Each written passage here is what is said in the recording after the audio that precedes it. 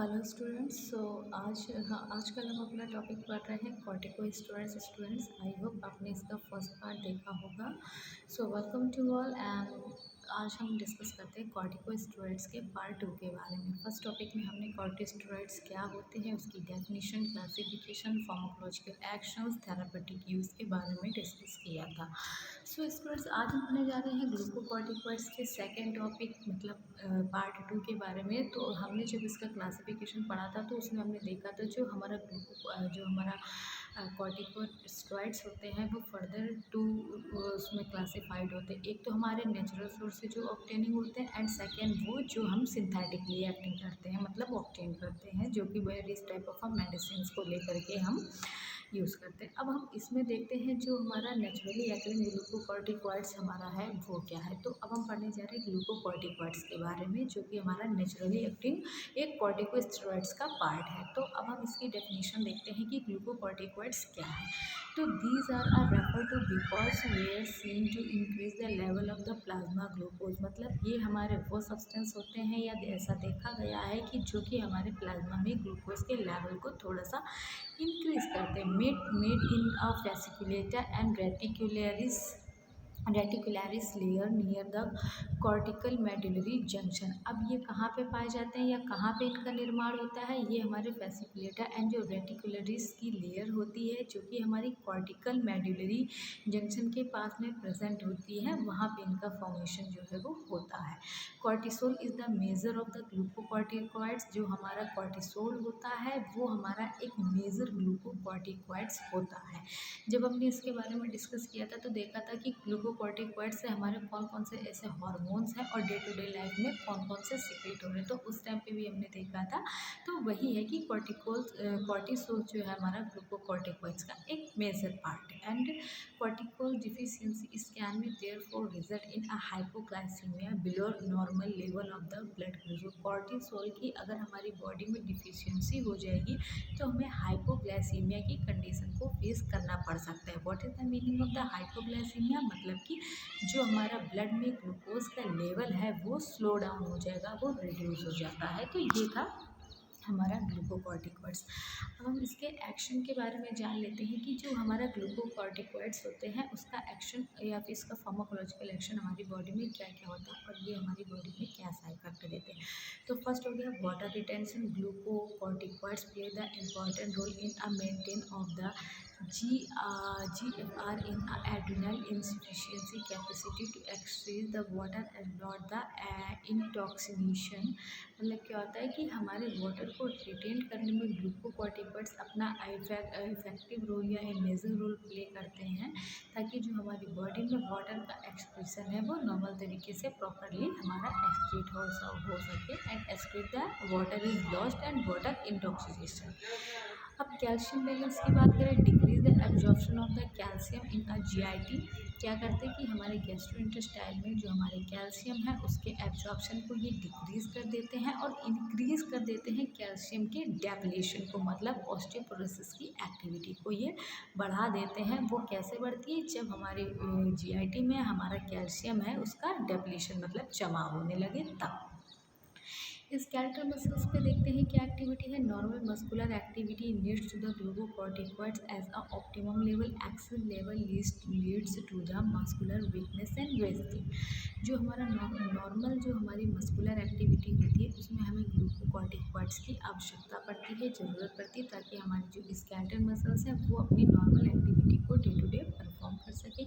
और जो optimal level या फिर एक्सेसिव लेवल्स हमारा होता है तो वो हमें मस्कुलर वीकनेस कॉज कर सकता है अगर हमारी बॉडी में ज़्यादा हो गया तो। Muscular weakness occur in a both hypocortisolism due to the hypodynamic circulation and hypocorticism due to the hypokalemia. अब क्या है कि जो हमारी मसल्स में हमारी वीकनेस आ जाती है, यानी कि जो हमारी मस्कुलर वीकनेस है वो दो तरीके से हो सकती है। या तो हमें हाइपोकॉर्टिज्म मतलब कि जब हमारी हाइपोडायनेमिक की कंडीशन हो जाए, हमारी हाइपोडायनेमिक सर्कुलेशन की कंडीशन हो तब हो सकती है। या फिर हाइपरकॉर्टिज्म मतलब कि ड्यू टू द हाइपोकैलेमिया की, मतलब हमारी बॉडी में जब हाइपोकैलेमिया की सिचुएशन हो जाए तब भी हमारी जो मसल्स की एक्टिविटी है वो डिक्रीज़ हो जाती है। अब अगर ये इफ़ेक्ट अपना सीएनएस पे देता है तो हमें यूफोरिया की condition, it is a pharmacological dose होता है, and Addison disease, apathy, depression and साइकोसिस, या फिर हाई डोज हमारी सीजर्स को इंड्यूस करती है। ये इफेक्ट होता है हमारा सीएनएस पे, मतलब सेंट्रल नर्वस सिस्टम पे। जब अगर हाई डोज ले लेंगे तो हमें सीजर्स की प्रॉब्लम को फेस करना पड़ सकता है, या फिर एडिसन डिजीज जिसमें हमारे डिप्रेशन एंड साइकोसिस की कंडीशन अराइज होती है। अब नेक्स्ट इसका एक्शन देखते हैं कि हमारे कार्डियोवैस्कुलर सिस्टम पे इसका क्या इफेक्ट पड़ता है। Permissive role into the processor effect into the adrenal angiotensin and maintain tone to the arteries and myocardial contractility. मतलब कार्डियोवैस्कुलर सिस्टम पे ये क्या करता है, मेंटेन करता है आर्टरीज को, एंड जो हमारी मायोकार्डियल कॉन्ट्रैक्टिलिटी होती है उसे ये रेगुलेटेड मेंटेन करने में हमारी हेल्प करता है। Adrenal insufficiency leads to the cardiac output. अब जब हमारी एड्रिनल में इनसफिशिएंसी हो जाती है ग्लूकोकॉर्टिकॉइड्स की, तो जो हमारा कार्डियक आउटपुट है एंड आर्टेरियल डायलेशन है कार्डियोवैस्कुलर जो है, मतलब कि जब इसकी इनसफिशिएंसी अगर हमारी बॉडी में हो गई तो हमारा जो हार्ट है वहाँ की कॉन्ट्रैक्टिलिटी पे इफेक्ट पड़ेगा। जो कार्डियक आउटपुट है वो लो हो जाएगा। जब कार्डियक आउटपुट लो हो जाएगा तो जो हमारी आर्टरीज हैं वो आपस में कोलैप्स कर जाएंगी, मतलब चिपकने लगेंगी, उनमें डायलेशन नहीं हो पाएगा, वो कॉन्ट्रैक्ट कर जाएंगी और हमें इस फेज़ को फेस करना पड़ सकता है। एंड फिर क्या होता है, along with the mineralocorticoids and blood and lymphatic tissue. जो ब्लड एंड लिम्फेटिक टिश्यू उसमें हमारा ग्लूकोकॉर्टिकॉइड्स क्या इफेक्ट देता है, destruction of the lymphoid tissue. ये क्या करता है, लिम्फोइड टिश्यू का डिस्ट्रक्शन करता है, modest in a normal function, और नॉर्मल पर्सन में उसे मॉडेस्ट कर देता है। And presence in a malignancy lymphatic cells lytic action are a significant adopsis use in a lymphocytic basis of the use and the minor effect of the hemoglobin and RBCs पे। अब ये अपना थोड़ा बहुत action जो है जो हमारी बॉडी के रेड ब्लड सेल्स हैं एंड वहाँ के जो हीमोग्लोबिन का लेवल है उस पर भी ये इफेक्ट डालता है।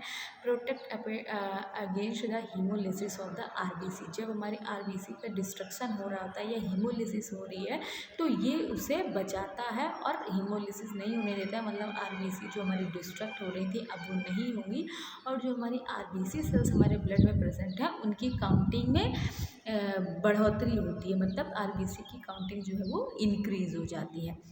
Decrease the number of the circulation lymphocytic and monocyte and eosinophils basophils but increasing the polymorphs. क्या करते हैं, डिक्रीज कर देता है जो हमारे circulating lymphocytic and monocyte and eosinophil cell होती हैं एंड बेसोफिल सेल्स को, बट क्या करता है जो हमारे पॉलीमॉर्फ्स होते हैं उन्हें ये इंक्रीज कर देता है। ग्लूकोकॉर्टिकॉइड्स अगर हमें अपना anti inflammatory and immunosuppressant effect देता है तो हमारी बॉडी में क्या एक्शन होता है, ये इसका एक मेजर रोल है। सो देखते हैं। Suppress the inflammatory response to the noxious stimuli and pathogens chemicals physicals and immune mediated stimuli and hypersensitivity. अगर हमारी बॉडी पे कहीं पे भी इन्फ्लेमेशन कॉज हो गया है, किसी भी रीज़न से हमारी बॉडी इन्फ्लेमेशन से सफ़र कर रही है, स्वेलिंग है या रेडनेस है या फिर कोई ऐसी सिचुएशन है जिसमें हमें इन्फ्लेमेशन देखने को मिल रहा है, तो ये क्या करेगी, जो भी हमारे इन्फ्लेमेटरी रिस्पॉन्स है उसे सप्रेस कर देगी, उसे कम कर देगी, और जो भी हमारे स्टिमुलाई हैं, मतलब कि हमारे इन्फ्लेमेटरी को कॉज करने के पैथोजेंस हों, केमिकल्स हों, कोई भी फिजिकल प्रॉपर्टी हो या फिर कोई इम्यून मीडिएटिंग स्टिमुलाई हो या फिर किसी भी चीज़ की हाइपर सेंसिटिविटी हो या किसी भी वजह से अगर हमको हमारी बॉडी में इन्फ्लेमेशन की सिचुएशन है तो ये उस इन्फ्लेमेशन के रिस्पॉन्स को कम कर देते हैं। एंड ये underlying causes the disease is not corrected reduction in a cardinal signals of the inflammation. अब ये क्या करते हैं, जो भी हमारे कार्डियल साइंस होते हैं इन्फ्लेमेशन के उसमें क्या करती है, रिडक्शन आ जाता है, मतलब कि ये अपना एंटी इन्फ्लेमेटरी इफेक्ट शो कर देते हैं। Anti inflammatory effect to the non specific and cover the component of a inflammation. जो हमारा एंटी इन्फ्लेमेटरी इफेक्ट होता है वो नॉन स्पेसिफिक होता है और ऑल कंपोनेंट्स को कवर करता है, जिस जिन रीज़न से भी हमें हमारी बॉडी में इन्फ्लेमेशन देखने को मिल रहा है वो सारे कंपोनेंट्स पे ये अपना इफेक्ट देता है, कवर करता है और हमारी इन्फ्लेमेशन की कंडीशन को रिड्यूस कर देता है या स्लो डाउन कर देता है। अब ये अपना इफेक्ट कैसे देता है, कॉन्सेंट्रेशन करके, distribution, function, peripheral, leukocytic, increase the neutrophils and their activity and. तो बहुत सारे ऐसे जो भी रीज़न है जिसके कारण हमें इन्फ्लेमेशन हमारी बॉडी में अगर हो गया है, अराइज हो गया है, तो ये उसके सारे ओवरऑल एक्टिविटी पे अपना इफेक्ट दे करके इन्फ्लेमेशन की कंडीशन को स्लो डाउन कर देता है। ग्लूकोकॉर्टिकोइड्स मल्टीपल मैकेनिज्म, अब ये हमारी बॉडी में एक मल्टीपल मैकेनिज्म भी शो करता है। सो क्या करता है, recruitment of the WBC and monocytes macrophage into affect the area and elaboration the chemotherapeutic substance। मतलब कि रिक्रूटमेंट जो हमारा मोनोसाइट्स एंड आरबीसी सेल्स का रिक्रूटमेंट है उसे डिक्रीज कर देगा, एंड जो हमारे macrophage into the affected areas में जो हमारे मैक्रोफेज है उसमें इलेबोरेशन कर देगा, या फिर कीमोथेरेपिक सब्सटेंस जो भी हैं उनमें जा कर के। एंड लाइपोकॉर्टिकॉन क्या करता है, जो हमारा लाइपोकॉर्टिकॉन है वो डिक्रीज कर देगा production of the PG and LT, मतलब प्रोस्टाग्लैंडिन्स एंड ल्यूकोट्राइन्स, इसके प्रोडक्शन को ये जा करके डिक्रीज कर देगा। And negative regulation of the COX 2, मतलब अपना जो कॉक्स 2 इनहिबिटर्स है या फिर कॉक्स 2 है उसे ये उस पर एक अपना निगेटिव रेगुलेशन शो कर देगा, और जिसमें हमारा प्रोस्टाग्लैंडिन का जो प्रोडक्शन हो रहा था तो वो प्रोस्टाग्लैंडिन का प्रोडक्शन जो है वो कम हो जाएगा या एकदम से बंद हो जाएगा, इनहिबिशन हो जाएगा, इंक्लूडिंग द पीजी मतलब prostaglandin production. Negative regulation of the genes and cytokines of the macrophages, endothelial cell and lymphocytes. Negative regulation करेगा जीन इन अ साइटोकाइनेसिस में, मैक्रोफेजेस में, इंडोथेलियल सेल्स में एंड लिम्फेटोसाइट्स में। अब जो हमारा प्रोडक्शन हो रहा था IL एंड 1 2 3 सो इन सब के लिए क्या करेगा, fibroblast proliferation and T lymphocyte function interface in a chemostasis. अब immunosuppressive and anti allergic action, जब ये हमारे ग्लूकोकॉर्टिकॉइड्स का हमारे एंटी एलर्जिक एक्शन देंगे, हमारी इम्यून को सप्रेस करने के काम करेंगे, तो देखते हैं ये कैसे काम करते हैं। Immuno suppress all type of a hyper sensitivity and allergic phenomena. जब ये सप्रेशन ऑल टाइप, जो अगर हमें किसी भी तरीके की हाइपर सेंसिटिविटी की कंडीशन है या एलर्जी की कंडीशन है, तो ऑल टाइप के जो भी रीज़न है एलर्जी कॉज करने के या हाइपर सेंसिटिविटी कॉज करने के, उन रीज़न को ये सप्रेस कर देगा। एट हाई डोज क्या करेगी, interfere with the step of the immunological response, जो भी हमारा इम्यूनोलॉजिकल रिस्पॉन्स है उसके सभी स्टेप पे ये अपना इंटरफेयर करेगी, इफेक्ट डालेगी। causes greater suppression of a CMI, craft rejection and dilate hypersensitivity। Transplant rejection में क्या करेगी, decreases the antigen expression from the grafted tissue, जो हमारे एंटीजन एक्सप्रेशन होते हैं ग्राफ्टेड टिश्यू में उसे डिक्रीज कर देगी और डिले कर देगी रिवेस्कुलराइजेशन, सेंसिटाइजेशन एंड टी लिम्फेटोसाइट एक्सेट्रा। ये इसका रोल है। अब हम देखते हैं अपने ग्लूकोकॉर्टिकॉइड्स की फार्माकोकाइनेटिक क्या है। अगर मैंने थेरापेटिकली मतलब देते हैं अपनी बॉडी में इंसर्ट करते हैं वेरियस टाइप के रूट ऑफ एडमिनिस्ट्रेशन, जैसे कि हमारा IM रूट हो गया, IV रूट हो गया, या फिर टॉपिकली हम अपनी बॉडी में ग्लूकोकॉर्टिकॉइड्स को आसानी से इंसर्ट कर सकते हैं या एडमिनिस्ट्रेट कर सकते हैं। जो हमारे हाइड्रोकॉर्टिसोन्स होते हैं undergoes high first pass metabolism, जो हमारे हाइड्रोकॉर्टिकोसोन्स होते हैं उसमें फर्स्ट पास मेटाबॉलिज्म का प्रोसेस जो है वो पॉसिबल है। And oral bioavailability synthetic corticoids is high, जो हमारी ओरल बायोअवेलेबिलिटी होती है कंपैरेटिवली टू सिंथेटिक कॉर्टिकॉइड्स से वो थोड़ी ज़्यादा होती है। Both the endogenous and therapeutically administered GC and are bound with the corticosteroid binding with the globulin, and synthetic steroid have to the undergo reduced into the liver of the active compound। जो हमारे synthetic steroids होते हैं वो हमारे active जो उसके compounds होते हैं उनका हमारे बॉडी में मतलब हमारे लीवर में रिडक्शन हो जाता है। And metabolize in a liver and excreted in a urine.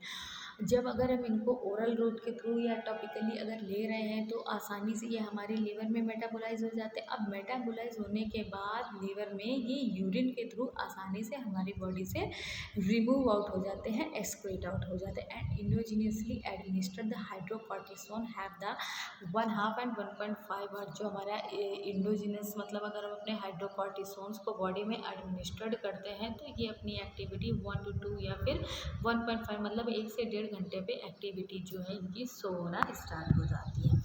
ऐसे बहुत सारे इंपॉर्टेंट एजेंट्स हैं जिनके थ्रू हम अपने ग्लूकोकॉर्टिकॉइड्स को बॉडी में एडमिनिस्टर्ड करते हैं। अभी हमने उसका रूट ऑफ एडमिनिस्ट्रेशन देखा था। अब हम देखते हैं कि जो इंजेक्टेबल के थ्रू ऐसे कौन कौन से ग्लूकोकॉर्टिकॉइड्स हैं जो हम अपनी बॉडी में ईजिली एडमिनिस्ट्रेट कर सकते हैं। तो इसमें हमारी आ जाती है बीटामेथासोन, प्रेडनिसोलोन एंड हाइड्रोकॉर्टिसोन। ये ऐसी ड्रग्स हैं, या फिर डेक्सोमीथासोन, मेथाइल प्रेडनिसोन एंड ट्राइमैक्लोडोन। ये हमारी ड्रग्स हैं जिन्हें हम with the help of a injection IV या IM रूट के थ्रू अपनी बॉडी में आसानी से ग्लूकोकॉर्टिकॉइड्स को एडमिनिस्ट्रेट कर सकते हैं। अगर हमें ओरल लेना है तो भी हम अपना betamethasone, prednisolone and methyl prednisolone drug का यूज़ कर सकते हैं। प्रेडनिसोन ड्रग ये सब हम ओरली भी ले सकते हैं। अगर हमें टॉपिकली यूज़ करना है तो भी हमारी बीटामेथासोन जो है टॉपिकली भी हम इसका यूज़ कर सकते हैं, जिसमें हमारी फ्लूकिनोलोन एंड क्लोबेस्टॉल एंड मोमेस्टोन ड्रग हमारी आ जाती। अगर हम इन्हेलेशन के थ्रू लें तब भी हमारी बिक्लोमेथासोन एंड ब्यूडेसिनाइट एंड फ्लूनिसोलोन ड्रग जो है हमारी एज अ इन्हेलेशन के थ्रू हम अपना ले सकते हैं। इसका रूट ऑफ एडमिनिस्ट्रेशन हो सकता है। थेराप्यूटिक यूज़ की अगर हम बात करें कि जो हमारे ग्लूकोकॉर्टिकॉइड्स होते हैं वो हमारे लिए किस तरीके से उपयोगी हैं, उनका हम क्या यूज़ कर सकते हैं। The number of a diverse disease spreads respond to the physiological dose of the corticosteroid are use the replacement therapy of the primary and secondary adrenal insufficiency such as the Addison disease.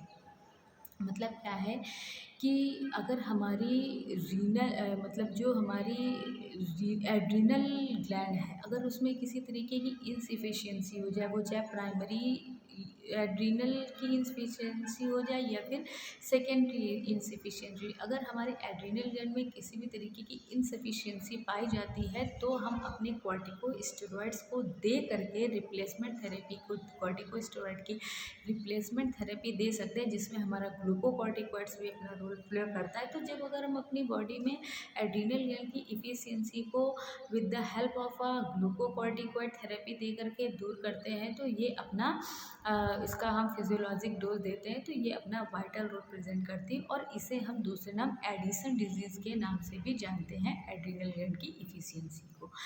And फिर है हमारा second point है supraphysiologic dose is use for the their anti inflammatory effect and arthritis. अगर हम इसकी सुप्राफाइसोलॉजिक dose देते हैं तो ये हमारे किस काम में आएगी, हमें एंटी इन्फ्लेमेटरी इफेक्ट देगी, एर्थराइटिस की कंडीशन को ट्रीटमेंट करने के काम में आएगी।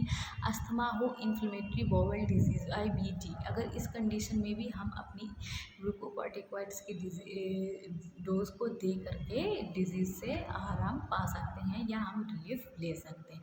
इन a organ transplant patient those have to the auto immune disorder corticosteroids are used their the immunosuppressive and effect. अगर हमारी बॉडी में या फिर कोई भी ऐसा पेशेंट है जिसमें ऑर्गन ट्रांसप्लांटेशन का प्रोसेस यदि हुआ है तो जो भी हमारे immune disorder auto immune disorders होते हैं, कॉर्टिकोस्टेरॉइड्स को हम यूज़ करके उन इम्यूनो डिसऑर्डर्स को ट्रीटमेंट कर सकते हैं या फिर उनको एज आ इम्यूनोसप्रेसिव इफेक्ट दे करके ये हमारे काम में आ सकते हैं। सो स्टूडेंट्स, आज हमने पढ़ा कॉर्टिकोस्टेरॉइड्स में ग्लूकोकॉर्टिकॉइड्स मतलब कि corticosteroids part second and glucocorticoids. So I hope you are understood well. So thank you class.